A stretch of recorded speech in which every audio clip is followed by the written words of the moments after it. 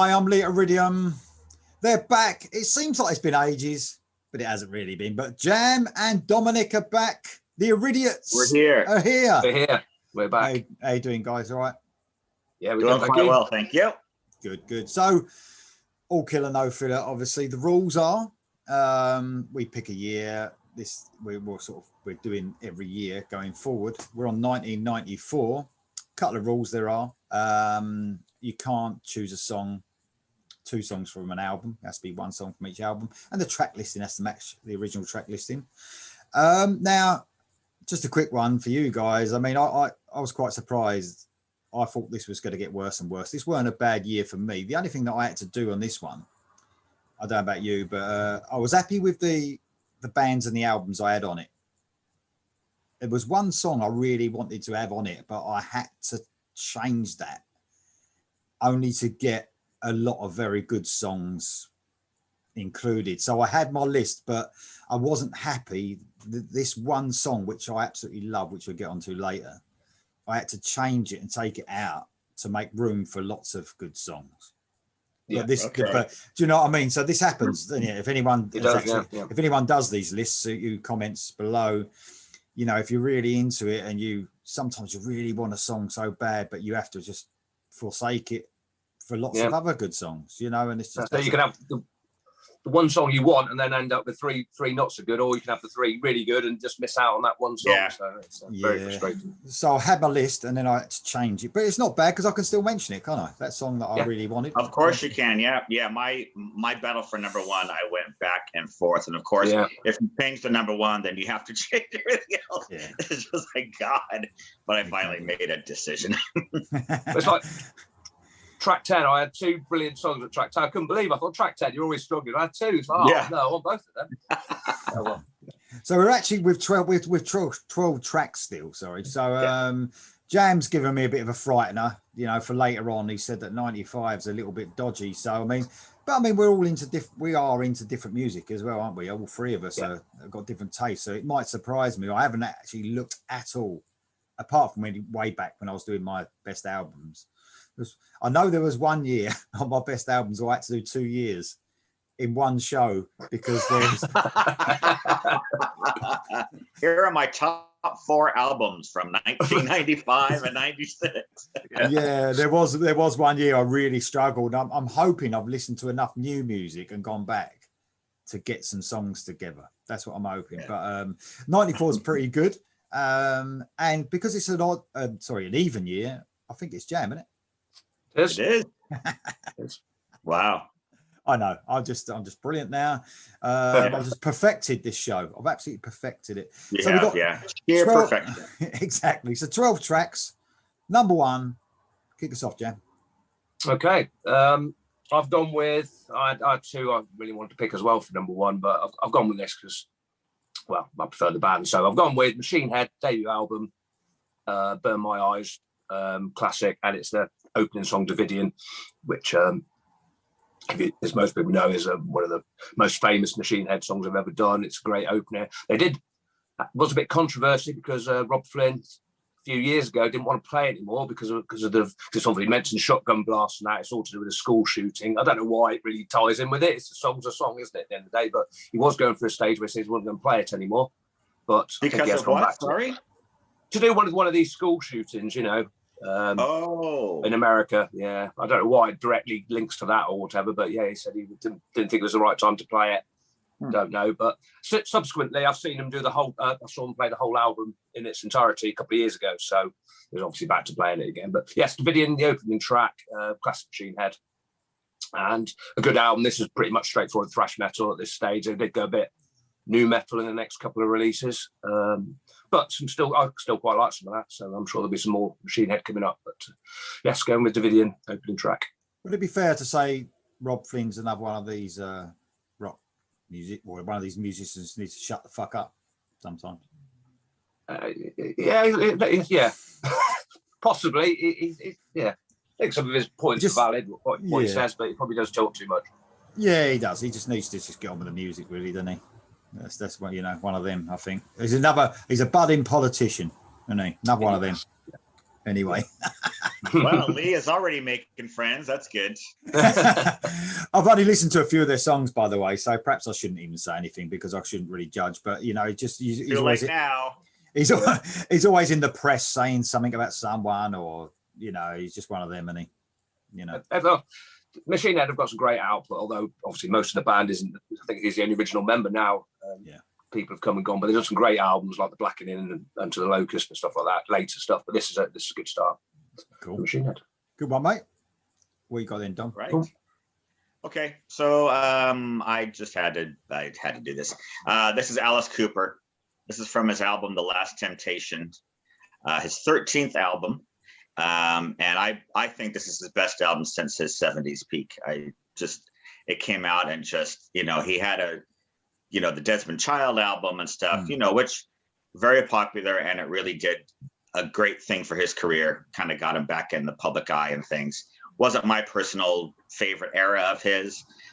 This is more kind of the concept-y kind of album with lots of moods and, you know, slower songs and faster songs. But this opener is called Sideshow, and it's always just it's probably in my top 20 opening tracks of all time, I would say. Oh, it's just brilliant. Nice. Yeah, I just absolutely love it. If you haven't heard Last Temptation, I would definitely recommend it for someone who kind of likes Alice Cooper, but doesn't really know where to go as far as like the later years, because that's another one who has, you know, 20 odd albums, and it's kind of daunting to try to get into something. But and for you grunge fans out there, Chris Cornell's on it as well. So cool. he does before he started going industrial, then was Dragon Town and stuff like that. No, that's next. Yeah, that's next, right? Okay. So this is just a perfect storm between kind of modern, but really harkening back to his classic kind of 70s Welcome to My Nightmare kind of concept. And he had like a comic book for this album as well that came out at the same time with the story and stuff. And excellent album and just a great opener. So yeah, Alice Cooper. I think Alice Cooper's one of them. I mean, you're saying there, he went industrial next. He hit that pop sort of side a few years earlier. It's definitely, there's nothing wrong with it, by the way. There's a lot of musicians in there that just change with whatever is happening at the time. There's nothing wrong with that as long as they do it well. You know what I mean? It's fine. But he's definitely one of them, isn't he? That I suppose more of a follower in later years than a trendsetter. But it was a trendsetter at first, for sure. The teacher has become the student. I think that would probably be. I haven't heard the last album, which is quite recent. I haven't actually heard any of it. I don't know if that's any good. It's okay. It's kind of it's all about Detroit, so there's some covers on there of like seminal kind of 60s Detroit bands, MC5 and things like Velvet Underground. But then he also has some originals on there too. It's not bad. It's pretty good. And the Hollywood Vampire stuff, they do a lot of covers, but they also have a few original tracks that are quite good as well. So they are. I've got those albums. Yeah, not bad. Really good. Good. Okay, my turn. Right, I'm kicking off with a band that may appear later on, and it's weird looking back at '94. And this is a debut album from a band called Jaded Heart. I don't know if any of you guys have heard of them.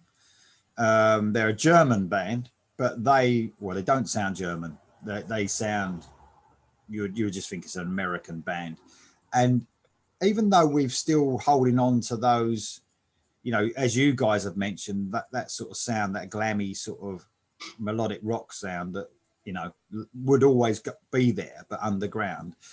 It seems like this was the first band, I reckon, that really brought the 80s sound back, you know, proper.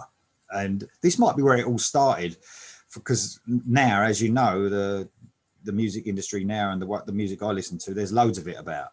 And it seemed like these were in probably the wrong time, 94, but trying to really bring back an 80s AOR melodic hard rock sort of sound. The singer's Michael Ballman, who's got a great voice. You might have heard of him. He's done quite a bit of stuff with various bands as well. And they've sort of turned in, which is sad, they haven't got Michael Ballman with them anymore, and they've turned into a sort of power metal band now. And it just ain't the same. That's been for the last few albums. But all the time that Michael Ballman was with them, they was this very melodic hard rock sort of. You would think he was listening to 1985 music, you know. And it's called Inside Out, which is also the title track, the debut album, Inside Out, and it's just brilliant. I mean, his vocals at that stage were very Bon Jovi-ish, like, you know, classic Bon Jovi, sort of that rasp, the sort of a rasp to his voice as well. He's sort of he's brought out an album with another band now, and he's named the band Jaded Hard. Good for him.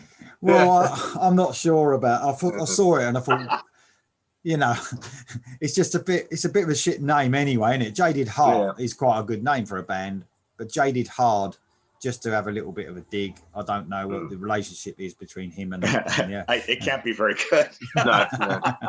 I haven't actually heard that album, but I've heard it's more along the lines of this sort of stuff. Yeah. You know, okay. But this is very melodic, very 80s stuff. And that's it. That's my track one. Have a listen. Cool. The one thing I will say about, you know, we've mentioned how these bands, and there's not a lot of new bands in these periods that are making melodic rock.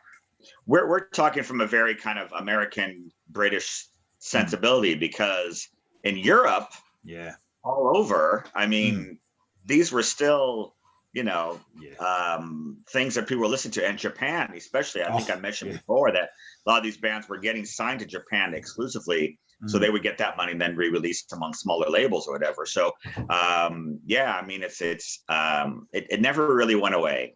No, it was always there, but you had to look for it. All of us, the Americans and the British that love the press and love the hype, you know, that's where it all went a bit different. But anyway. Okay. I'm number two. Okay. Yeah. Number two, Jam. What you got, mate? Two, going with Lee's t-shirt. I'm going Alice in Chains from Jar of Flies EP. This is obviously the original release, because I released, I think, one double with the Sap double EP afterwards, but this is the original one in 1994. My third Jar of Flies to Sap, I think. It's obviously acoustic-y, so it is rock, but it's all acoustic type music, and it's the track two is Nutshell, which is the main song, if you like off it. There's another one I actually like just as much, which I won't mention because later on in the track list, in case Lee's got it. But Nutshell, classic Alice in Chains song, obviously done very well. Transposes to when they did obviously the MTV Unplugged very well, of course, because it's an acoustic track anyway. So classic Alice in Chains. I think there's a video to it as well, if I remember. I can't remember what it was like. Great song. Track. Brilliant song. Okay. For me, my number two is from one of my favorite bands and my least favorite album of theirs, but the single is brilliant. This is The Cult. They had a self-titled album, 1994. It had a big ram's head, if you've ever seen it. Most of the album, they're kind of chasing trends, and they just sound lost. They don't really have an identity. But this is the single called Coming Down. And it's still one of my favorite songs of theirs. So considering the album it came from, it's quite amazing. But what a fantastic song. Don't know if you've ever heard it. 1994, The Cult, probably not. No. I don't doubt it. It actually got some radio play in the States. Like, it wasn't like an unknown track. But it's an excellent song, Coming Down. They did break up for a few years after this album and tour. For about 5 or 6 years, then came back for a while. So, to think how popular they were just a few years before then, and then they're struggling just a few years later. It just goes to show you, doesn't it? It does. Yeah. Mad. Right. Okay. My number two is the same as Jam's. Oh, yeah. Yeah. Got Nutshell. So yeah, I mean, this is obviously people look into the lyrics because of what happened to Lane, and you know, is it totally about him? And it feels very personal anyway, doesn't it? The lyrically, it does, yeah. Really sad as well when you watch that MTV show performing. It was the track that actually came out with, was, you know, onto the stage with it first of all. But no, a brilliant track. And to tell you the truth, I mean, Jerry Cantrell, who's basically known for his excellent songwriting and riffing, as far as I'm concerned, he does a brilliant little solo in this as well. I mean, solos weren't the main thing at this time, were they? With any, no, they weren't really. But he does a really sort of stylish solo in this that's very catchy and cool, and everything about it I love. One of my favorite guitar solos from him. And really, I mean, this for an acoustic album, I'm not really into full acoustic stuff. I mean, there is electric guitar in parts of the album, but it's mainly acoustic. But I mean, this really gripped me, especially at the time. And you know, I think they really transcended well Alice in Chains to that acoustic sort of side. Although I preferred their heavy dirt sort of side, this was a great track, the standout track on the album for sure. Brilliant vocals by Lane Staley. Is you know, really at his best at this stage. So okay, that's my track 2. And first match we got. First match, yes.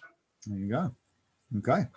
Right, track 3, we're going to Halloween from the Master of the Rings album. So after the shit show that was Chameleon and Michael Kiske getting or leaving or getting sacked or whatever happened, they got Andy Derris in from Pink Cream 69, I believe. And this was the first album back. Unfortunately, obviously the wrong time now. People had already gone off Halloween because their last 2 albums were terrible. So, but it's one of the ones that's now thought of as a very good album from Halloween fans that have got back into it. But so it's very much similar to the Keeper of the Chemistry Keys parts 1 and 2 albums. Although obviously Andy Derris isn't as good a singer as Michael Kiske, as far as I'm concerned, but he does have a different voice. And this song, When the Rain Grows, is one of the best songs. Right, there's some brilliant tracks on this album. I can mention them, I think, because I think they've already passed. Mr. Ego and Perfect Gentleman. Perfect Gentleman's a classic Halloween song. But this one, Where the Rain Grows, is another harping back to A Little Time or I Want Out or something like that from the Keepers albums. And good album. If you haven't heard it, I suggest you check that out. If you want to check out Andy Derris Halloween, it's definitely worth listening to. It's funny with bands, isn't it? This has happened a lot. There's so many singers around, as you know, vocalists, that I mean, they could have, like Iron Maiden could have, because I always look at them the same sort of lines as Iron Maiden, that sort of sound. It's like when Maiden went with a different vocalist and they chose someone completely different. I mean, I'm sure with Halloween, they could have chose someone who could sing like Michael Kiske, you know, and they make that decision, don't they, to either break away with someone totally different, or they could have carried on. Perhaps they'd had enough of Michael Kiske and the sound of him altogether. They probably pissed him off that much. I don't know what happened, but I mean, he's back with them now, but after a few years, for sure. Well, exactly. And of course, Kai Hansen's not in the band anymore at this point either. Is he? So it was all a bit of a change. It was, yeah. I think, anyway, don't quote me on that. I don't think he is. No. Okay. Yeah. Cool. Where did he go? What was the band that he did? Gamma Ray. Gamma Ray. Yeah, that's the one. You had some other guys. That were in Halloween. I'm not sure what stage. Who've done probably one of my favorite bands of that sort of music is Master Plan with Jorn Londe as well singing. Yeah. I mean, I don't know when those guys were in Halloween, but they are fantastic musicians as well, and some, you know, that. Yeah, I recently acquired the Master Plan catalog, and man, some great stuff. Of course, we all love Jorn, but just the songwriting on those are quite special. Really good. I've got to correct you, by the way, because I've been corrected. It's Jorn. Oh, that's too bad. Yeah. I was corrected a little while ago, and not very nicely either. It was a very bad, you know, not a nice, oh, mate, you're just saying it wrong. It was a very sort of, you know, you should fucking know this sort of correction. All right, good. Well, I'll keep calling him Jorn then. That's fine. We're going to be a twat about it. Well, excellent. There are nice ways to say things and not nice ways to say things, you know. I don't think it was only rock and roll. I don't think it was a subscriber. I think it was just one of them people that just caught the odd video and just thought it'd, you know, be a prick. One of them. Yeah. Sounds like. Anyway, we love Jorny Landay.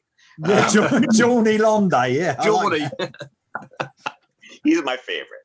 Okay, so number 3, talked about this album quite a bit in the past. I do agree it's not part of the classic, but there is enough on here. And this song always stood out. Love this song, Damaged by Queensrÿche off of Promised Land. I love this riff. And don't. Yeah, I just think it just gelled here for me. You know, it's a spotty album. But I was always attracted to this one. This is the one that came screaming out of the speakers for me. So there you go. Queensryche. We talk a lot about them on this channel, and Promised Land's gotten a lot of conversation as well. But I do like this one. Yeah, it does split a lot of fans, doesn't it? That album. It's sort of. I guess. I think it's okay to say that it's not as good as Empire or Mindcrime or whatever. There's not a lot that ain't as good. There's not a lot that ain't as good as them albums altogether. Exactly. I mean, they could only carry that so far. I mean, I'm not putting really any blame on Queensryche. You know, the older they get, they've done those albums, and you can't reproduce that forever. You just end up sounding the same over and over again. So agreed. I mean, even now they're a lot fucking different than they was. Even though I think they're brilliant now, they're a lot different than they were back then. They're totally different animal together. Yeah. Really, but no, that's cool. Excellent choice, mate. So I'm going for the first time. It may probably the last time I'm going to mention this band as well, because this was a sort of album that landed on my lap, and I can't even remember why I got it. But I don't mind. I like quite a few of the songs. It's a bit spotty for me. The band are a bit spotty altogether, but this is a great song. It's Corrosion of Conformity. So it's the song Clean My Wounds from the Deliverance album. So, I mean, I love this. They had how would you describe them? Sort of that stoner sort of stuff, I suppose, metal. But still more melodic, But yeah, I know what you mean. Yeah, I mean, this song is very Thin Lizzy-esque for sure. It's just got a groove to it that you can imagine Phil Lynott actually singing this. It's very cool. And there's a few songs that are very good on this album. Obviously, Pepper Keenan, who's the front man for this band, done some stuff the following year. I think that's how I found out about this band. I went back and got it. He done stuff with Down and Phil Anselmo. He was a guitarist in Down, which I love that band, by the way. So they're going to be coming in future years. But this is a very cool song. Like I said, as soon as you put it on, it's like a heavy Thin Lizzy. It's brilliant. So yeah, very, very cool song. I did have another song. This sort of I did have their other song at number 2. That's right. We've gone past that. Albatross I had. Oh, that's great too. Yeah. So you got track 2 and track 3 are just the main songs on the album for me. They're both brilliant. Absolutely brilliant. They were definitely in my honorable mentions, so I'll just mention that now since you brought them up. And I saw these live actually. That really was kind of a breakthrough for them. Like they just got everything right, And I think what helped them is that they played with Metallica on tour as well. No, but obviously it gave them exposure. I saw them. I saw them somewhere. I saw Metallica, and I know it weren't the best time to see Metallica, but I saw them on. I think it was Load by now, the Load album or something like that. And they took these on tour with them, and I think they're mates as well, weren't they, or something? I don't know, but well, one of them was it Pepper. You can see in that Some Kind of Monster documentary when they're holding auditions for a bass player. He's one of the ones that tries out that they show briefly. Okay. Yeah. I mean, I do like his music. I don't like all of it, Pepper Keenan's, but he has got that sort of southern stoner type sound. Yeah. Good vibe. Okay, that's my track 3 done. Track 4, guys. Oh, track 4 now. I'm wondering whether we might have a clash with Dom. Not clash, sorry, a match up with Dom. It's Stone Temple Pilots. No, okay, from their second album, Purple. And it's Interstate Love Song, which is the big one off the album, I guess you can call it, but it's still a good song. As we mentioned, I think last time, it's a lot of a different sound to Call, the first album, when they were sort of supposedly sounding grungy. This doesn't sound like that at all. It's a bit of a more mellow sound, I guess you'd call it. And this song is just very chilled out song. Great singing from the late Scott Weiland, of course. And big hit, I think, at the time as well. I think there's a video for it, I guess. But it's a good album, Purple. I think I prefer Core personally, but this song is certainly one of the outstanding songs on it. So.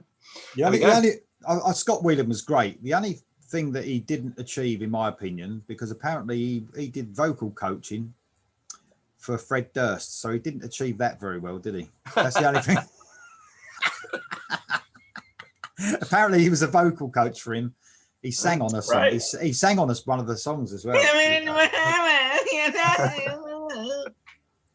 Yeah, so obviously Fred Durst probably thought, I know better than this idiot. I'm going to sing our fucking probably. Anyway, there you go. Speaking of Fred Durst, have you seen a photo of him lately with this new old man cosplay he's doing? No. They played last weekend. He's got like longish gray hair, and like rose-colored sunglasses. It's a mess. It's a complete mess. It just looks ridiculous. Yeah, he does look ridiculous. Okay, well, but that's no surprise, is it? No. No. Number 4 for me is a band that I'm sure you probably haven't. Oh, that sounds elitist. I'm sure you haven't heard of them. That's not the way I mean it. They're fairly obscure. There's a band called Atomic Opera. No. There was so King's X had a manager / unofficial 4th member called Sam Taylor, who was very instrumental in them getting signed and produced the first 4 albums, and was kind of a Svengali kind of character.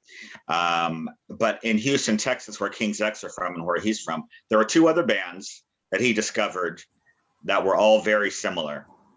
This is one of them, Atomic Opera. The other one is Galactic Cowboys, who are a bit more popular. So this really has kind of a King's X feel, but maybe a bit heavier in their riffs. This song is called I Know Better, and the album is their debut, For Madmen Only. It's really quite good. It's kind of like heavy prog, I think would be an okay way of saying. Definitely not prog metal, but like heavy riffs and stuff. This whole trio of bands, they were what I call sneaky Christians. They're the kind that will say, everyone in the band is a Christian, but we're not a Christian band, because King's X came out that way as well. But the lyrics aren't like, gotta follow Jesus, he is the only way. You would probably not really know unless, really reading them closely, that they would even be spiritually influenced. So you won't see very many Christian bands on my lists, but I do make an exception for this trio of bands. There's a lot of bands that I actually think are Christian and they turn out not to be, and I just I don't know. Yeah, so there was that thing kind of, they didn't want to be sold in the Christian music stores. They hated the Christian music business. They thought it was really stifling and had to be put in a corner to be able to be sold and all this kind of stuff. So it was important to them to say, we do have faith, but we're not a Christian band, Yeah. Anyway, so Atomic Opera, I don't know if I sold that to you or not, but it's a great album. That is the first of like 4 albums. Yeah. They're on Warner Brothers, so they actually had a decent shot. Cool. I mean, progressive. So there you go. Progressive music altogether. I'm a bit.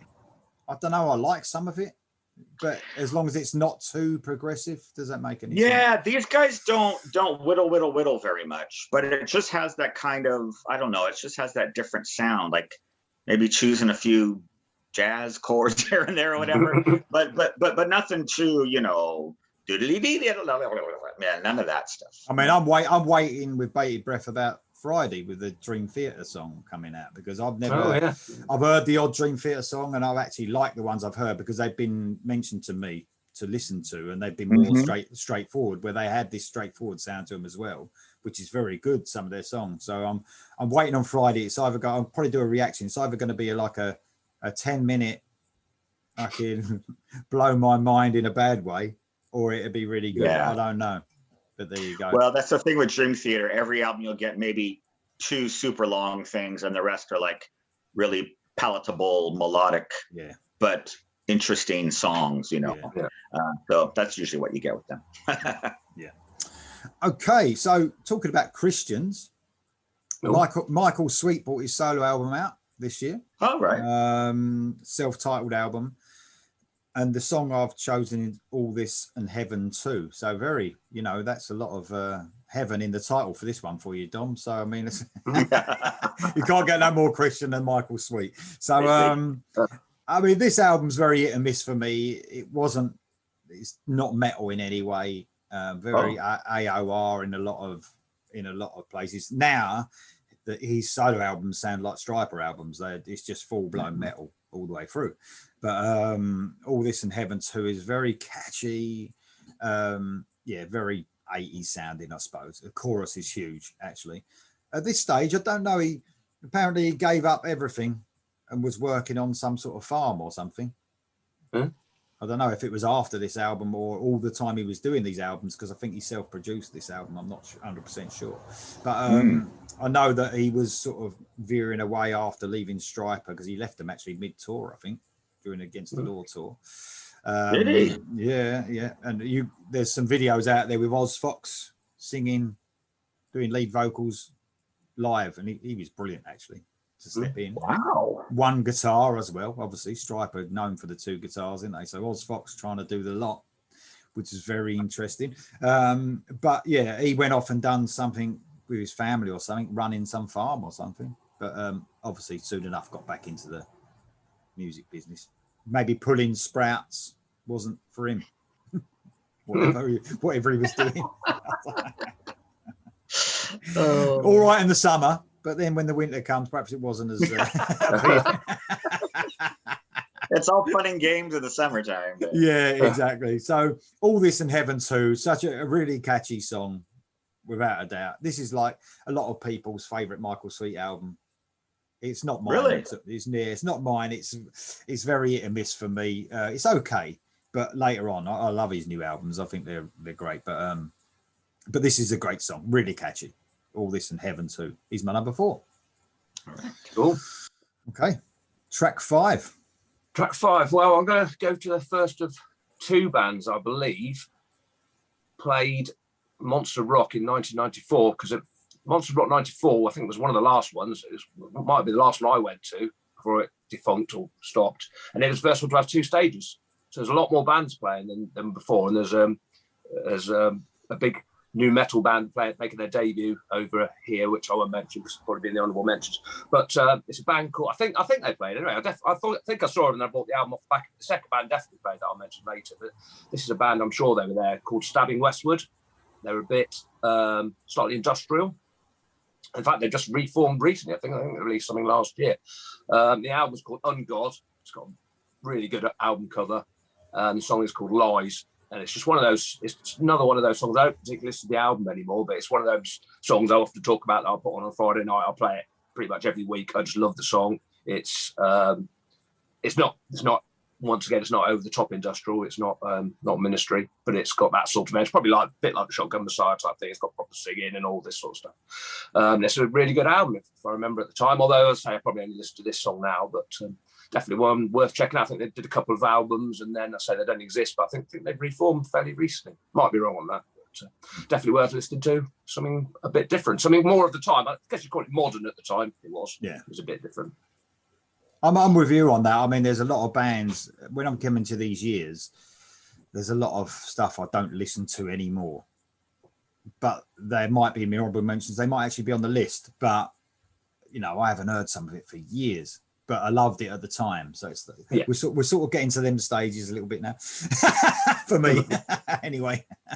I just love that Jam has a Friday night playlist. I think that's just fucking amazing. Yeah, Darren has on a Friday night just to fucking get in the mood for the weekend. Yeah, I love it. I think that's what I think Darren, who was on the channel, he has a bit of that. He has his mates round and play certain songs every Friday or Saturday night.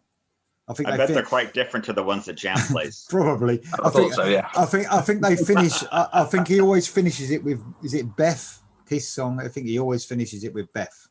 Yeah. Wow, what a downer. I mean, that's one I would play maybe Sunday morning with a hangover, not one for Friday night. Yeah, perhaps. Yeah. At least it'd be on your playlist, but a different time. Yeah, definitely. Yeah. Okay. Okay, five. We got the mighty Cinderella back after 4 years. Still Climbing is the album. Again, you can't say it's as strong as, the first 2 or anything, but it's still Cinderella, and they still have some great tunes on this album. This is called Blood from a Stone.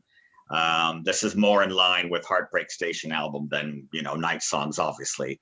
It's got more of like more like a 70s kind of Aerosmithy kind of 70s vibe to it. But I love it. His vocals are still outstanding. just catchy and great. It was so nice to have a Cinderella album in 1994. I saw them in quite a small venue for this tour, and it was really amazing. Because the time I saw them before this, they were headlining an arena, so it was different, but they were still excellent. And is that the last album? Yeah. Last one they did. They're still on the major, the last one for the contract again. We've spoken about that. So I didn't get much promotion. But if you don't know this album and you do like Cinderella, I certainly think there's enough on there to pique your ears and stuff to appreciate. Right. Well, I'm shocked that you didn't. I thought we was going to choose the same track, to see the truth, Dom. I really did. Okay. Pearl Jam. The song "Nothing Man" from Vitalogy. So, I think the next album as well I quite liked at the time. Was it No Code? Was after No this? Code, yeah. But I think they were still. There was some good highlights on the albums at this stage. Later on, I just think they veered more and more away from that sound they had on 10. Well, they almost immediately veered away from the sound they had on 10. But this is a really cool, mellow sort of track, a ballad. I love this. I think this is definitely one of the highlights of the album. There's some they were going a bit weird as well at times on this album. Who was the fucking one they sort of look up to? You mentioned him last week. You got the piss ripped. Neil Young. Yeah, Neil Young. Yeah, they were going more into that Neil Young territory more and more, which I didn't like. But this was an absolutely amazing song. Nothing Man. Yeah, is my number 5. Great song that is. Great song. Righty-ho. Number 6 now. This is one of the ones where we're going to heavy song, but not by a metal band or rock band. And it is the Beastie Boys from Ill Communication and it's Sabotage. I like the song. Now, I'm sure everybody knows that song. It's got the classic video, obviously, with them all just dressed up in the 70s as cops driving around in the streets and that. And it's just a good. It's not even a rap. So, I mean, obviously they're a rap band, aren't they, Beastie Boys? But they sing this song, and there's a couple of tracks on this album that are quite heavy. Actually, it's probably all right, shouts it then. But it's not rapping particularly. But there's a few good tracks on this album. I quite like the Beastie Boys. Anyway, I liked it from the first album. Paul's Boutique was probably more rap, and then this one had some. This was probably similar to Ill Communication in the sense of it mixed up a bit more, mixed in a few heavy riffs and things like that. And Sabotage, great fun. I'd love to have seen the Beastie Boys at some point. I never got to. I think my brother saw them at Reading, possibly, which I wasn't there, unfortunately. But and obviously they are no more, of course, because one of them died, hasn't he? I forgot his name. But yes, good song. Right, I like that song, man. Fun, really fun song, that. Okay, what you got then, Dom? All right, so here's a big one. I don't remember. Well, I don't know if you remember, but our first year show, 1980, my first song was by Cheap Trick called "Stop This Game," and I said, "There are one of two of my favorite songs of all time. If somebody put a gun to my head, Stop This Game was the first one. This is the other one. This is by the Wild Hearts. This is Sky Babies from Fishing for Luckies. It's like nearly 12 minutes long, and it's packed with more riffs than you can even possibly imagine. Not just riffs, but choruses. It's just a journey through rock and roll, really. I don't know what I can say about this song. I know it's a hard sell when you tell someone that it's that long. But let me tell you, you will not be bored. There's no way. That's a good song. That's a good song. It's just riff one of their albums is called Riff After Riff After Fucking Riff. And that's this song. It's just riff, chorus, just amazing work. Never seen them do it live. They don't do it very often, I don't think. But they have done Sky it. Baby. Yeah, I don't think I have either. No. Nah. Sky Babies by Wild Hearts. Yeah, one of my top 2 tracks of all time. So if you care anything about me,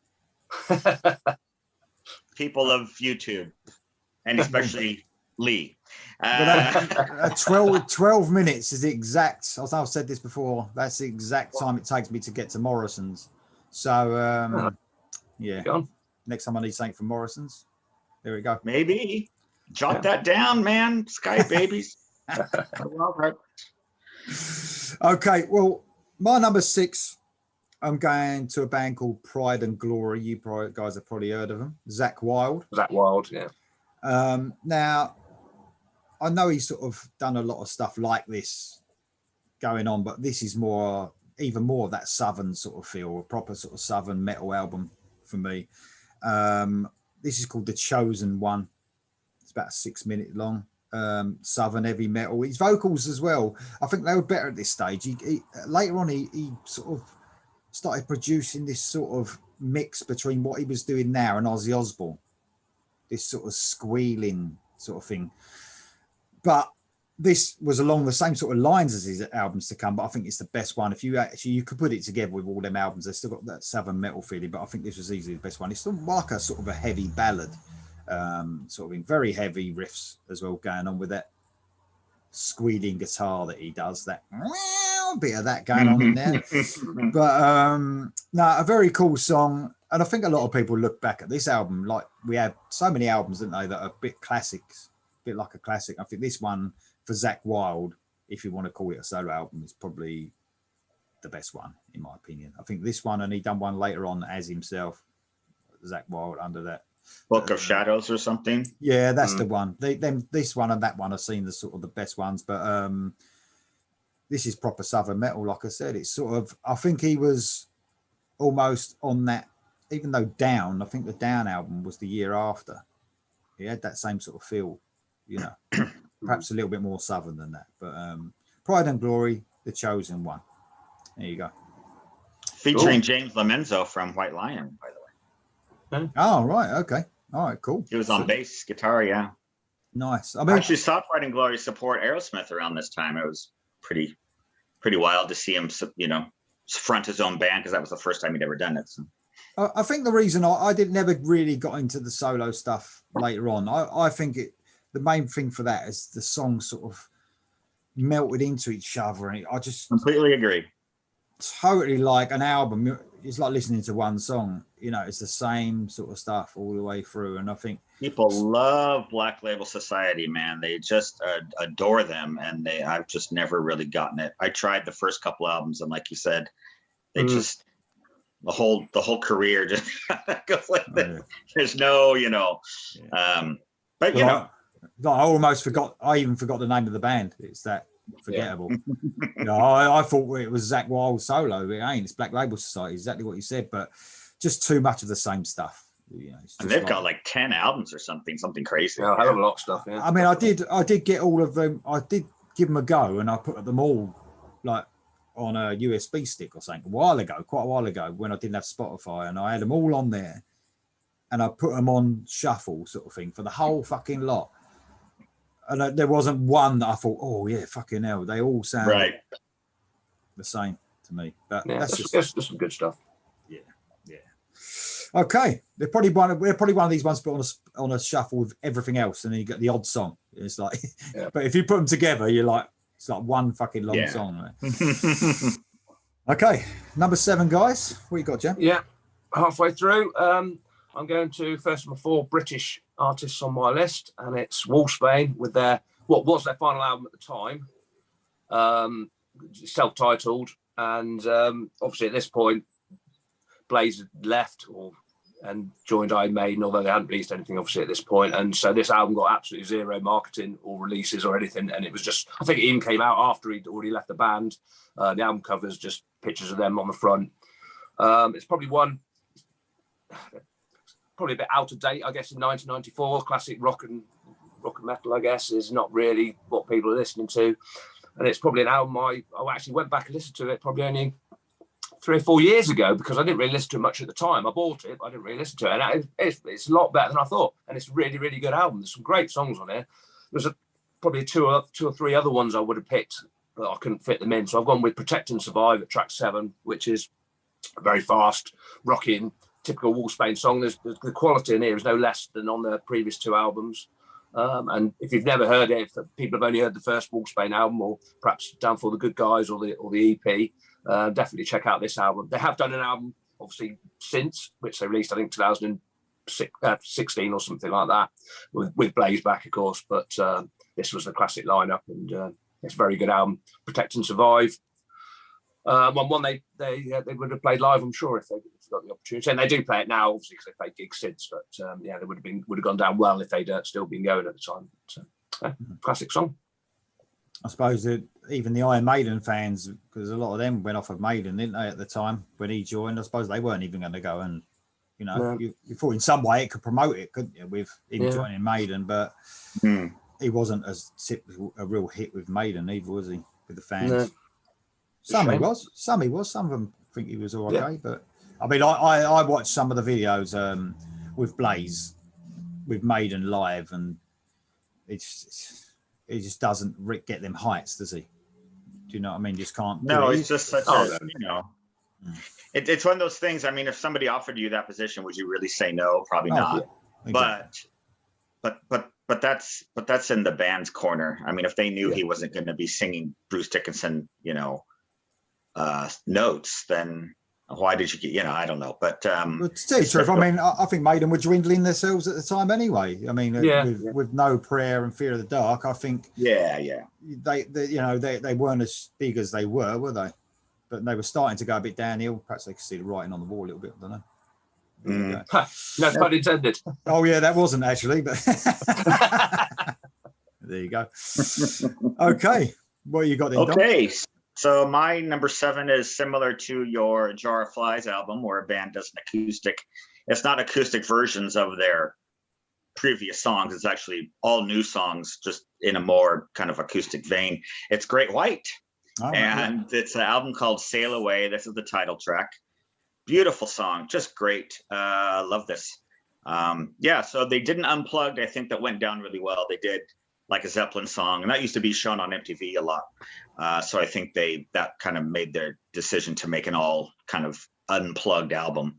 There are some electric instruments on here, but it is, more acoustic based, just like you said about the Alice in Chains. But yeah, this track Sail Away is fantastic. It's their 7th album. Really good. Man, that was all doing acoustic. What was your favorite, if you remember? What was your favorite acoustic show? What was the one that you remember watching that you thought transformed the best? For Unplugged? Yeah. I guess the one that stands out for me because it was so strange was Rat with Michael Schenker playing lead. Or no, he wasn't playing lead. He had replaced Robin Crosby, who was sick at the time or something. Rat with Michael Schenker. It was wild. I don't even fucking remember that one. I really don't know. So it was Warren DeMartini and Michael Schenker trading off licks. It was pretty cool. Yeah, so that's the one that stands out for me. How about you, Jam? Remember? Oh yeah, I mean it would have been Pearl Jam or Alice in Chains, I think, were the two. I mean, they say the Nirvana one was the best one, just literally because he didn't really play any Nirvana songs, did they? They came on and just did a strange set of sort of cover versions and all that, and it was obviously a bad time. But obviously, I'm not a big Nirvana fan, but definitely I think Alice in Chains or Pearl Jam, both. I thought Kiss was pretty good, actually, to be honest. I mean, a bit old, weren't they? But they still did a fairly good job. I like the Queensryche one. I thought that was absolutely brilliant. I mean, I think it was Empire Stage. I think they did that. But I just think they transformed it brilliantly. But I was a huge Queensryche fan as well, so that helps, doesn't it? Yeah. Whoever your favourite bands are at the time, it's going to be that, isn't it? So, no, there's some great. That was a great stage, but if that was like it now, I'm not a huge acoustic fan. No. I mean, me neither. Mostly acoustic versions of songs that we like already. That's the thing that really rubs me the wrong way. Like, I agree. I can't think of an acoustic gig that I would go to by anyone. No, I wouldn't. I went to the Miles Kennedy one. He did. You said it was very intimate. Yeah, very intimate.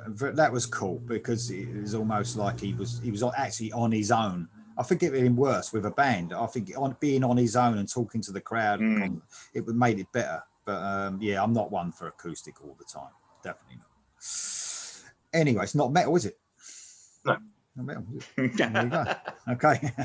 Okay, so for my number 7, this has been mentioned already, the band itself and the album, Stone Temple Pilots, so the Purple album, and Silver Gun Superman. Very, really cool this sort of rides along on a really like heavy riff that you probably could have plucked from Core, maybe that riff riding along, but the chorus, it sort of really opens up into a really catchy chorus as well. A very cool song, probably one of the more unforgotten songs on the album compared to some of them.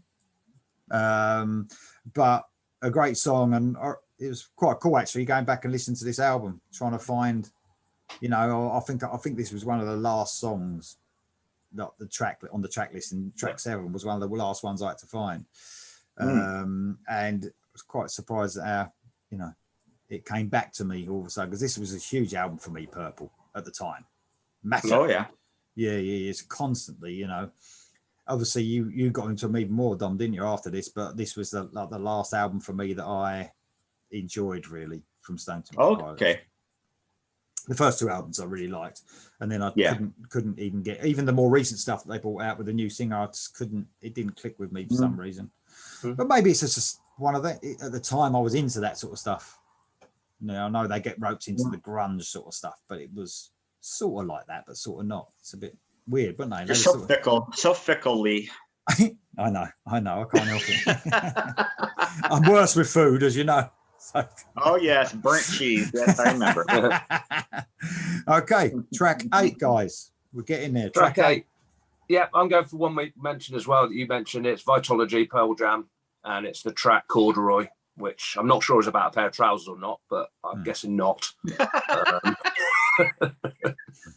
not sure what it is about, to be honest, but it is a good song. The worst type of trousers, isn't they? They are. Oh, they make that noise when you. Yeah. But that's a good track, at least they could have. I can mention some songs. I'm sure that Dom hasn't got any, but I mean, yeah, Nothing Man, Better Man, Nothing Man, and Dissonance on this as well, isn't it? I think, which is a brilliant song. I think Distant was on Verses, wasn't it? Oh, sorry, yeah, it might be, yeah. There's, I didn't like No Code to come out after this particular. I don't think there's much on it. This one was probably the last of the great 3, and then they've subsequently done some good albums as well. But yeah, I would have probably had Better Man or Nothing Man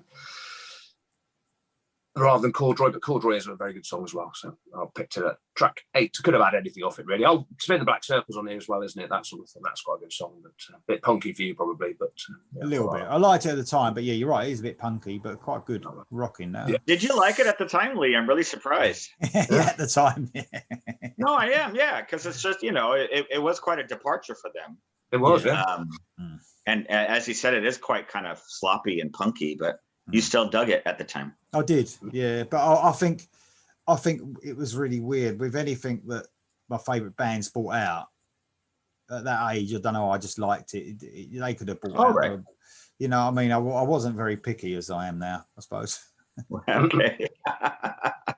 Good to know. All right. So back to one of our favorites, Tesla, Busta Nut. I think this is an underrated album. Probably not as strong as the first 3. It does sound like the label may have taken on some of their budget because the production isn't quite as dynamic as the last 2, especially. But they're still, you know, terrific songs. This is the main single, Mama's Fool. And it is a rocker. It is a great song. Mama, she raised no fool. Great one. Still riding. I think the comeback into the now and stuff, they started kind of down tuning and getting a bit more of that alt rock, whatever you want to call it. But this is still them writing the same tunes that got them to where they were in the first place. So Mama's Fool from Busta Nut.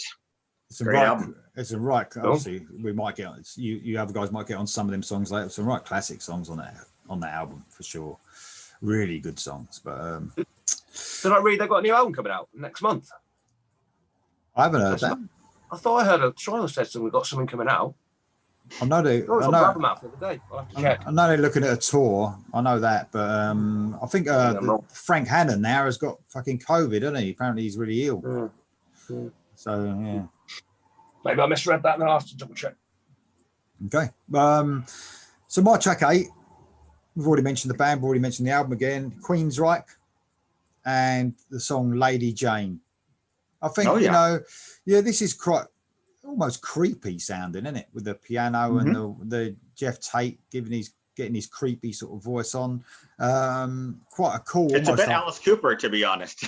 yeah, probably a bit horror, a bit of a horror sort of sound. But it opens up into this really cool chorus that's really catchy, but in a dark way. There's a lot of different vibes. I think that's one thing you can say about Promised Land is the different stuff they did. Yeah, experimental for sure. I mean, from the opening track, I Am I, to some really catchy stuff, and to stuff like this, which is a bit weird as well, you know. But no, Lady Jane, sort of a weird ballad, dark ballad, very cool song. That's my number 8. Cool, good choice. I like that one. Number 9, guys. 9. So another British band, and this is TerrorVision with their second album, How to Make Friends and Influence People, which is the seen as their best album by most people. And the song is Pretend Best Friend. I don't know how to describe TerrorVision. They're sort of rocky. They're sort of quite poppy, I guess you'd say, but they still got guitars in. They were quite popular at the time. They released a song called Tequila, which was quite, they used to play on the bloody Radio 1 all the time. It's not on this album, but I like TerrorVision. I think they're a bit of fun. They're not a joke band by any means, but their lyrics are fun, and they've done some great songs on this album. Alice, What's the Matter and stuff like that. I like the first album, Formaldehyde. That was good as well. And I went to see these last couple of years ago. It was really good. It was a Britpop Must Be Destroyed tour. I don't know if Dom went or not, with the Wild Hearts, TerrorVision, Reef, who I quite like, and someone else. Can't remember who that was, but that was a good lineup. Baby Chaos? Did you get Baby Chaos? No, I don't think so. I think it was more like an indie band.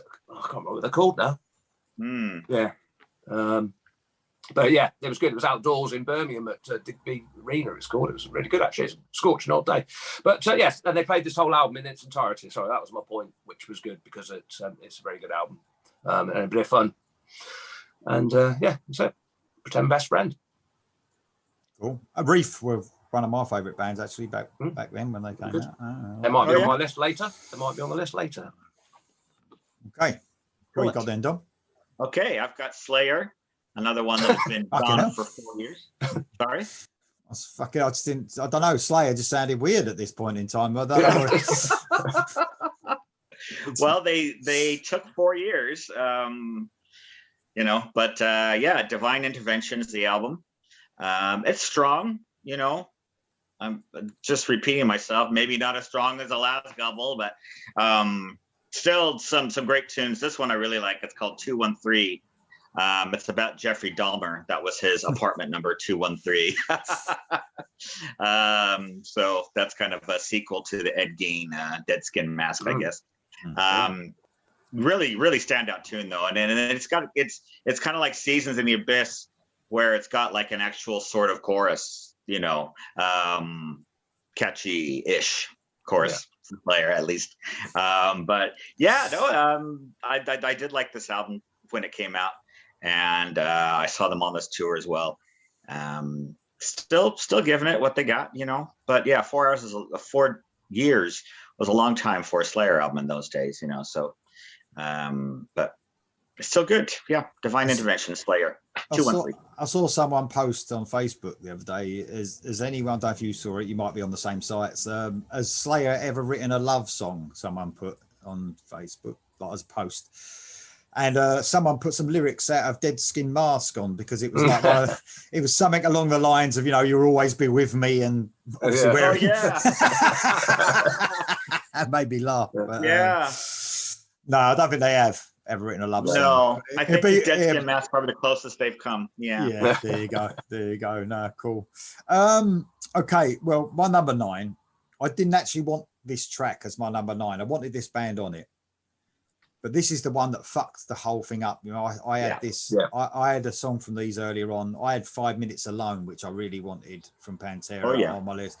But because I had that song, which is my favourite Pantera song, it just fucked the rest of my list up. So I had to put Shedding Skin on instead, which is fucking amazing anyway. Yeah. it's just wow. Oh man, I mean, yeah, this is There he just what that riff, just that riff, and then that chorus, just that really amazing guitar work on this. Possibly my favorite sound of a guitar ever on this album from any band. Holy cow. The guitar is so fucking heavy. And I mean, I know a lot of the Pantera album that a lot of people talk about is Vulgar Display of Power, isn't it? Like, but I think this album had that guitar tone, especially on 5 Minutes Alone. I know I'm not talking about, but even on this Shedding Skin, where that, just the deepness of that, when he hit a riff, it just fucking got you fucking right here. It's just an amazing. This is probably one of the guitar on this album, like Metallica did and Justice for All when they cut the bass out. You probably could have done that on this album with that guitar fucking sound. Yeah. Just a mental. I can't believe how heavy it fucking sounds. But Shedding Skin is one of the highlights for me on the album anyway. So it weren't as if I had to put a bad Pantera song on. It's just not the best one for me. But Shedding Skin is fucking amazing. They were going even heavier at this stage when they probably, for me, a bit spotty as far as the faster sort of stuff. I didn't really get into the shouty, screamy, faster stuff. I liked it when they slowed things down a bit like this one. And just thought, fucking hell. It's absolutely amazing. He did this weird sort of voice effect he's got on this where he sort of sounds like he's sort of gurgling or something. Yeah, but he definitely has some sort of effect on it as well. Yeah. Creepy as fuck, really. Very, very good. But, I mean, his fucking voice, when he speaks, it's fucking scary enough, let alone sing. But, Pantera, Shedding Skin, what an amazing bit of guitaring on that. Heavy as fuck. Guitaring. Okay, right, we're up to track 10, guys. Track 10. Right, okay. Track 10, this is another English band. It's the second band I saw at the Monster of Rock. I didn't know anything about it. I think they're British anyway. And it's a band called Head Swim. And that album Flood. And it's a track called Safe Harvest. It's another, I don't know how you describe them. I think the second album they come out, they're a bit more sort of indie, but this is definitely sort of got some really heavy riffs. It's proper rock, but I wouldn't know what to describe. It sounds very modern. They're a modern sound, if you like, modern for 94, of course. And this song, Safe Harvest, is one of my favourite songs of all time. It's another one I always play. So it's quite a long song. And it goes through and it builds up. And it's one of these ones that builds up to the end, and then it comes in with a crunching riff at the end, and you sort of it's just one of those ones that gets you. I presume they played it when I saw them. Obviously, it was 25 years ago, whatever it was. I don't remember. But you were drunk. Well, yeah, I would have been. Yeah, definitely. Monster Rock. But no, if you're going to listen to a Head Swim song, that's definitely one. The whole album was good, actually. I think this is probably more consistent than the Stabbing Westwood one. That album was patchy, but it was good. This album, I think, was good all the way through. But this is the outstanding song. It's Safe Harvest. But it is another long one, so I think it's about 9 minutes, something like that. But it's 9 minutes that flies by, like all the best long songs do. That's my Morrison's trip sorted out on the way back now. That's the way back. Yeah. But yeah, you like it. There's nothing that you guys wouldn't like in there. It's not offensive. You'd like it, I think. No rapping in there. You're all right. Well, I got to say, this is the first time that you have absolutely stumped me, Jam. I think everything else that you've picked since we've been on this channel, I've at least heard the name.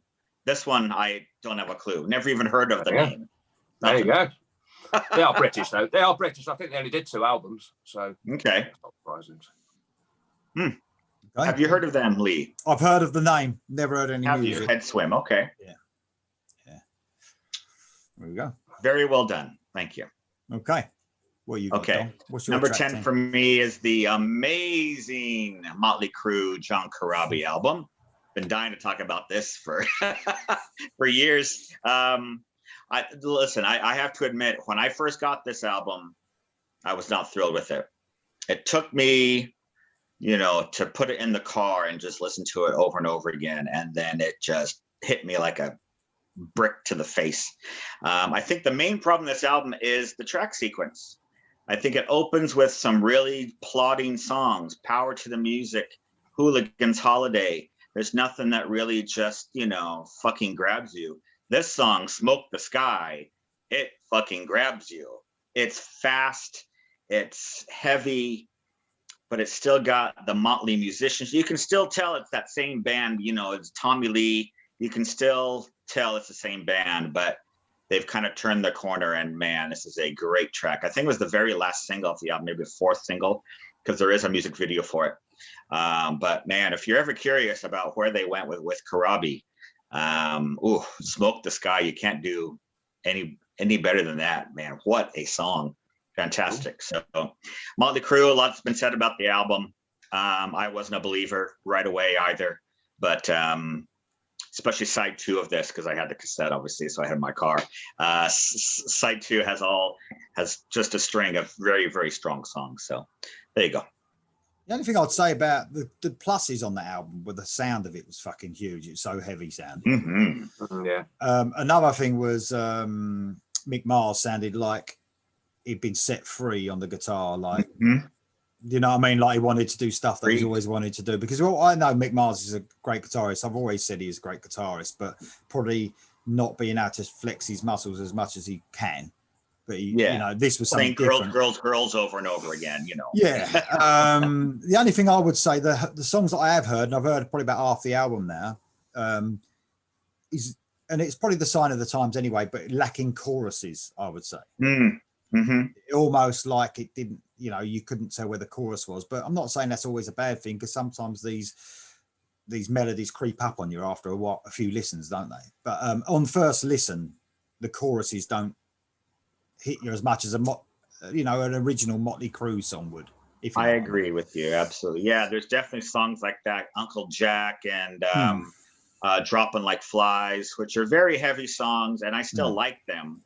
But you're right, they don't have any sort of like immediate choruses. I'd say something like Poison Apples or something is more a bit back to their, you know, good time rock and roll, but with Karabi singing, you know, with that great voice he has. So yeah, Motley Crue. Cool. All right then, mate. Right, my number 10, I'm going to the Super Unknown album, Soundgarden, and The Day I Tried to Live. Sort of slow paced song. Cornell's vocals are just amazing. Singing one more time around. Brilliant song. Absolutely brilliant. I think this was a single as well. It's a bit, I mean, you couldn't really say it's a weird choice for a single, because I think bands didn't give a fuck then, did they? It was like the weirder the better, if you like. It didn't matter if it was slow, fast, but I mean, there's some better songs on this album for sure. There's even better songs after track 12 that I would have loved to have had on here, which maybe if I remember, I'll mention later, because I think there's about 14 songs or 15 songs on this album. We're getting to that stage now. But The Day I Tried to Live, just a huge song. Absolutely huge song. This is my favourite Soundgarden album, because I think they really sort of brought the melody in a lot more on this one. I mean, I liked the one before, which was what was it? Bad Motorfinger. Bad Motorfinger. I liked that, was a bit spotty for me in places, but I think in this one they really brought the melody, and obviously this was a huge album for them and all it. Some of these songs I can't listen to now. I think I could add actually Black Hole Sun to my, you know, Welcome to the Jungle list. Yeah, my Sweet Shoulder Mine list, my Don't Stop Believing list. I think I could add Black Hole Sun on that, Hole Sun on that for sure. But it's a great song still, but brilliant, absolutely brilliant album. The Day I Tried to Live, track 10. Cool. Okay, right, we're nearly there, guys. I'm going track 11. I'm going Censor from the album Stacked Up, and it's a song Eject.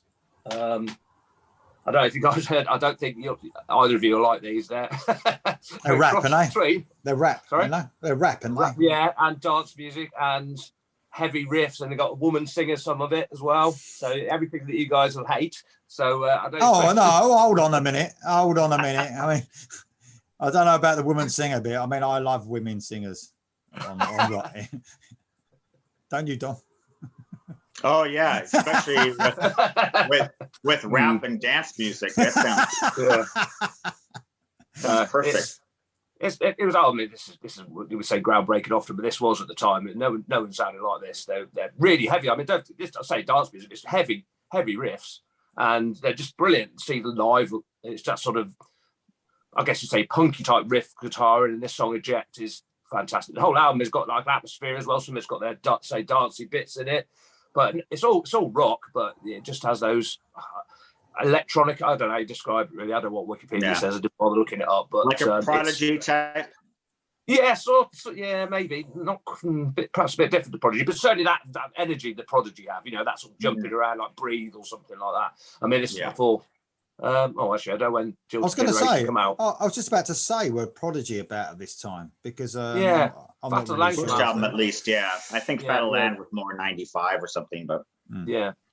So they're definitely I mean, they're in that vein, I guess you'd say. But I mean, they're a really good band. I love the CD. I've harped on about it for years to people if you've never who like some sort of rap and stuff like that to listen to it, because this is where it started as well, before Limp Bizkit or any of these bands did any of this sort of stuff. So it's but obviously being British, they didn't go anywhere, and they have done some more albums. They did a few albums, and I've seen them a couple of times as well. Saw them back in the day, and I've seen them a couple of years ago in London as well, and they're still good. Wow. I think they had a bit of a break in between, but still good.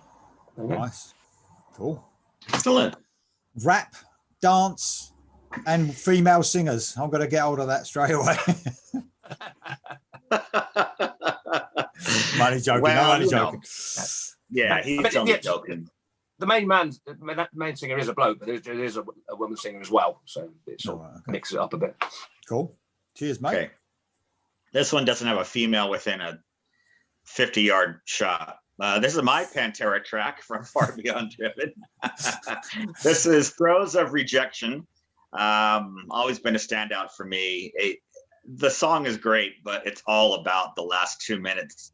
There's a breakdown. The fucking breakdown riff is just ridiculous.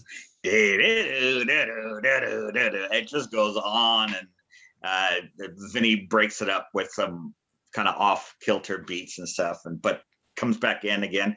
Fantastic. It is my favorite Pantera album. I like things off of all the other albums, even after this as well. But for me, this one, when this came screaming out, it was just like, what? I would have loved to have Becoming on here, because just that that just blew my mind when it came out. But I had other number twos. And again, this is another album where you could pretty much, I could have picked many songs, so I knew I'd probably needed an 11. So here you are. Yeah. Throes of Rejection. There you go. Cheers, mate. Okay. It's me, innit? Sorry. Yep. Track 11. So I had to actually do a bit of research on this one, I'm afraid. So I couldn't find the track 11. So I went to a band that I've heard before and checked out the album. So I did actually mention this band, actually. So it's Arcade, one with Stephen Pearcy in. Oh, yeah. So, I mean, I might have heard this album, which on listen to it recently is not as good as the first album. It's actually called A2. Yeah. It's got a butt on the cover. Yeah, I couldn't actually tell what it was on the cover. It's a bit fucking weird. I don't know if they've got rid of that and put something else on it. It looked like almost like maybe. Yeah, I don't know. But this one's called Hot Racing. I mean, it's a rocker. It's chugging. It's quite fast. So for me, a bit weird, but it does have that sort of rat sort of feel as well. And I don't know if it's just fucking Stephen Pearcy's voice doing that to me. I think it just is, because you just can't hear him singing anything apart from rat songs. But this is a pretty good song. I mean, look, I did have to do research, so that tells you something, doesn't it? It means that I didn't listen to it before, but I listened to about 4 or 5 different possible outcomes for a track 11. This was the best one. This was the best one. Hot Racing. It's not bad. It's all right. It's not all killer. This track, it's not a killer, I would say. Okay. It's not a filler either. No. So what does that mean? What is it? It's okay. It's okay. Yes, exactly. It's okay. It's okay. It probably doesn't stand up to the rest of the 11 tracks that I've You wouldn't skip it. You wouldn't skip it. There you go. No, I wouldn't skip it. I think it was okay. So okay. It's my okay. Right. Yeah, the second Arcade album is very much like that Lynch Mob that I had mentioned, the second Lynch Mob. Neither one of those I've listened to since they came out. Checked them out a few times when they came out, but they just didn't have that same thing I was looking for from the debuts. So it's another one that I should probably revisit at some point and see if there's anything that I like in what are we living in? 2021. 21, yeah. There probably are there's probably better songs on that album than this one. It's just that I was looking for a track 11, if that makes sense. Oh yeah. Okay, so we're up to track 12, the last song on the album. Woo, woo, woo, woo, woo. Anyway, that's the drum. What you got, Jan? Track 12, okay, going to, well, my favourite bands or artists, and that's Danzig on, well, most people, it hasn't got an official title. I think most people got Danzig 4P, because that's what's on the cover. It's a bit strange name, I know. This is the last one on Deaf American, I believe. And this song is Let It Be Captured, by the way, which is a bit of a slower sort of crooning Danzig one. And the whole album was a lot more atmospheric, I say, a lot slower, not as certainly not as upbeat as Danzig 3, How the Gods Kill. But I just love this album. There's some great songs on this, Sisterness and what's that one? Can't Speak. I love that song as well. There's a lot of big Danzig fans do say this is arguably their best album apart from Danzig, this and Danzig 3. I mean, I'm a Danzig 2 person myself, but this is certainly up there. I probably prefer this to How the Gods Kill. I couldn't stop listening to this at the time, which I wasn't really listening to that much metal at the time in '94. I was obviously listening to a bit, but I was obviously it wasn't great times. It was starting to get a bit funny, but I did listen to this a lot. And yes, Let It Be Captured, crooning. I think it's the last song on the album as well. I think this is, but it's an accessible Danzig track, put it that way, if you want to listen to it. Cool. And go. It's my number 12 as well. Oh, hey, lovely. Yeah, I just think it's, I know that you've carried on liking Danzig. For me, it was all about the original band and Rick Rubin influence and the Deaf American production and all that. So this is the final curtain for that, especially this track, the last track of the fourth album. It's kind of a perfect, closer for that period. This album, I'll admit, when I first heard it, I wasn't thrilled with it. But about 5 years after that, I'd probably say around 2001, 2002, I thought, you know what, I got to go back to that because I wasn't really liking what he had done since that. And I knew this was the last one with the original band. I thought, you know what, I bet it's better than I remember. And I put it on, and I didn't take it out for 6 months. It just really hit me much differently about nearly 10 years later. But now I do think it's just fantastic. But it is different, it is different from How the Gods Kill and stuff. But yeah, this is a perfect closer for the album and for an era of music that. It's weird, isn't it? The four Danzig albums we all say is a classic, but they all sound pretty different, really, don't they? I mean, the first one's sort of straightforward. I mean, Danzig 2 suddenly goes a lot more bluesy than Danzig 2. Danzig 3 is pretty much straight, just rock and metal, isn't it? And then Danzig 4's got a different sound again. So it's not just four albums of the same stuff, is it? It's all different. Yeah, I sort of agree with you, but I mean, he's so distinctive. It's hard to. Yeah, well, it's still Danzig. I don't know. Yeah. But, maybe at some point I will try some older albums again. But I tried the next two after this, and I just wasn't thrilled. And then I got that covers album that he did a few years ago, which I thought was just terrible. Circle of Snakes. Try Circle of Snakes. Circle of Snakes is good. Okay, I'll give it a try. Yeah. Anyway, there you go. Cool. Well done, guys. We've had a couple of matches, haven't we? That's good. Might have been. I had one with Jam, didn't I? You haven't done yours yet? No, I mean, so far during the show, which is good. I know this ain't Danzig anyway, so we're not getting another match. So, my track 12 is Tesla. We already mentioned Tesla, and the track Rubber Band. Yeah, that's a good one. It's really rocking, isn't it? I love the chorus in this. It really is rocking. Bit of a strange title. I remember back then thinking Rubber Band, what's that all about? But it was like bouncing back, if you like. He's talking about bouncing back like a rubber band and stuff like that. But I'm a bit with you like this time. I think it's a very underrated album. But yeah, for sure, doesn't match the brilliance of 1 to 3. But talking about those albums, what can match the brilliance of some of them albums? Yeah. But, I think a bit too long as well, the album, and there's about 3 or 4 tracks after this, I think. So yeah, it was the CD era, and you know, if I cut my least favorite songs off that album, perhaps it would come close to those first three, even more. Yeah. You know, so, but no, a great song, Rubber Band, probably one of the most, don't know if they've ever played it live. It doesn't sound like one of these, it sounds like a deeper cut, but absolutely brilliant track. Absolutely love it. Rubber Bands, and in my playlist. Woo! Okay. We're done. Got some honorable mentions then? Yep. Well, track one, this is one I was torn between. I was going to go with Blind by Korn because it's their debut album and it's obviously the start of new metal. So I thought, well, we'll probably have plenty of that coming in, won't we? So I left that out. But they actually, the other band, they're the ones who played at Monster Rock Festival. So that's sort of when they sort of announced onto the scene, sort of thing. Bon Jovi compilation album, but they had some great songs on it. Someday I'll be Saturday Night and Always were on the compilation album, which were new tracks. I quite like them. Hooligan's Holiday I like from Motley Crue. I did actually like that song. I don't hate it. It just gave a wrong impression of the album. That's what I meant. Possibly. Yeah. Bridge from Promised Land. I've only recently listened to this album. I sort of gone off Queen's Rock a little bit at that point, but I do like Bridge.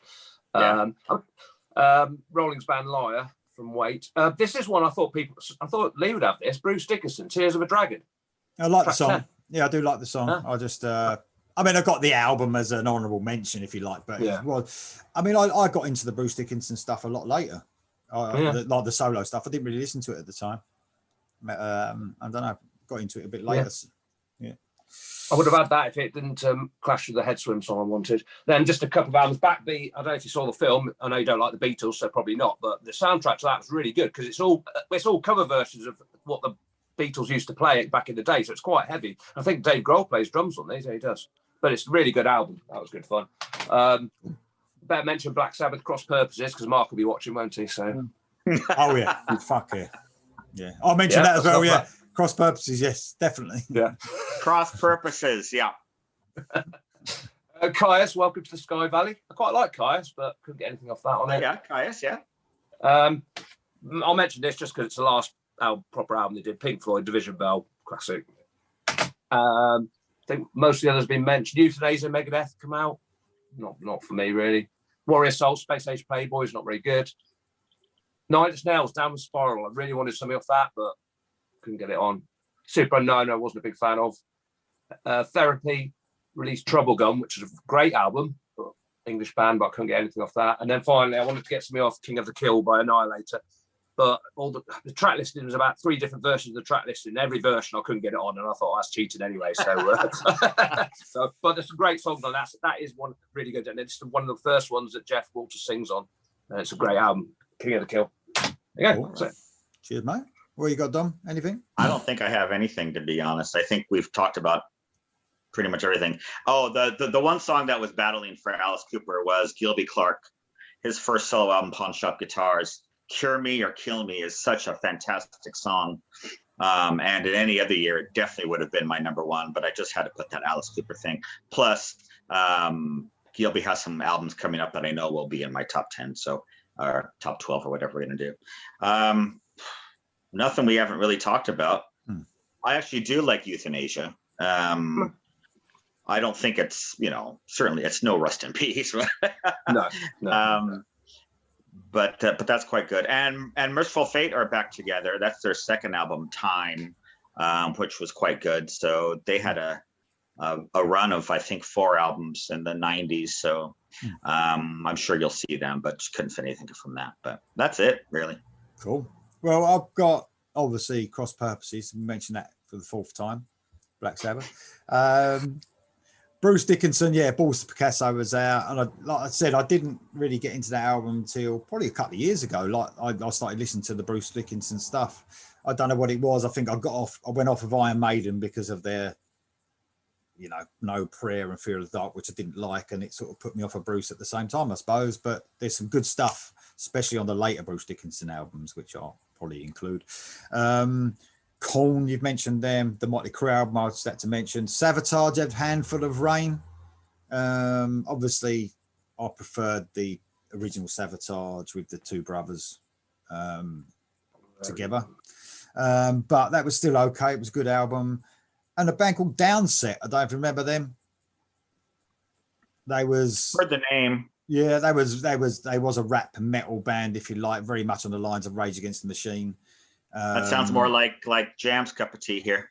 Yeah, Jam would probably like them actually, but they was sometimes a bit too heavy for me. They would have 4 or 5 songs which I really liked where they didn't shout, and other songs they would fucking just hardcore shouting sort of thing. Yeah. And they actually got more and more hardcore as they went on, so I went off of them sort of thing. But this album and the next one were really good. But like I said, a lot of fucking shouting and shit. No need for that. Just fucking no need to have shout. A cup of tea, mate. Just exactly. I mean, they were very angry. I think the first song on this album had more fucks in it than every song I've ever heard. I think Well, that really shows you're angry by how many fucks you can. It does, and definitely how you say it as well. Yeah. But yeah, very political, very Rage Against the Machine-ish, but just not quite as good as them, or nowhere near as good as Rage Against the Machine. But that's about it, really. That's all I had. But not a bad year. No, good. I'm going to go. I think I'm going to try and look at 95 today because I'm already getting worried about it. It might surprise me. I'm definitely going to come to one where I might just have to sit there and watch you two do it, I reckon. I might struggle myself. We're doing EP. Well, I mean, as we said before, it's one of those things where I can still find a solid list. It's just that I'm not going to have 20 honorable mentions. You know what I mean? Yeah. It's not like the plethora of like 1989 where I was crying over my choices. Yeah. But I can still have a solid list that I'm more than happy to recommend to anyone. So. All right, guys, thanks for joining me. Obviously 95 next in about a week or so. All right, okay. So let's get prepared for that. There's a few people still doing the list, so any guys watching this, keep it going. Yeah, anybody else try as well, for sure. Yeah, it's like I said, it's harder than you think. I think some people are still not getting it, and they're just putting like their favorite songs down. But doesn't count. It's not that fucking easy, It's got to be the track listing, guys. Got to be the track listing. So there you go. Did someone put A side and B side the other day, but it weren't like, I don't know. But they weren't matching, unfortunately. But I love that idea of the A side and B side. That was fantastic. Yeah. But then I saw that, they weren't. No. So make sure the track listing matches. That's where the difficulty comes in. Really does. Yeah. So, all right, guys, thanks for joining me as usual. And I'll see you for 95. See you later.